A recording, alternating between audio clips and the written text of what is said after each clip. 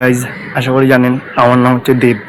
তো আমি বলতে চাই, আমাকে পাড়ার লোক যাই বলে, ঠিক আছে, আমি সহ্য করে নিই। পাড়ার লোক, আমার বাড়ির পাশে দাদারা, মারা, দিদারা, সবাই আমাকে যা বলে, বোনরা যা বলে আমি শুনে নিই। কিন্তু আমার মাকে বা আমার দাদাকে বললে না, আমার সহ্য হয় না। কেন?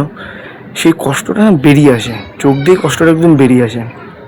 যে হ্যাঁ, যে নিজের কাউকে বলেছে, তখন আমার মনে হয়, তখন মাইন্ড হয়। কালকে আমি বাড়ি যখন গেছিলাম রাত্রিবেলা, তখন আমার মা বিছানায় শোয়া ছিল। তা মা বলছে, জানিস কী হয়েছে? আমি বলছি কী? বলছে, দেখ না, আমার মাথায় একটু কেটে গেছে। মাথায় দেখে নিজের বুকটা এমনভাবে হলো না, মানে কি বলবো, কিছু বলার নেই, এত কষ্ট লাগছিল। আর তখনই না চোখ দিয়ে জল বেরিয়ে এসেছিলো। কিন্তু বলে না, মার সামনে কষ্ট বোঝানো নাই ভালো, এই জন্য কষ্ট আমি কাউকে বোঝাই না।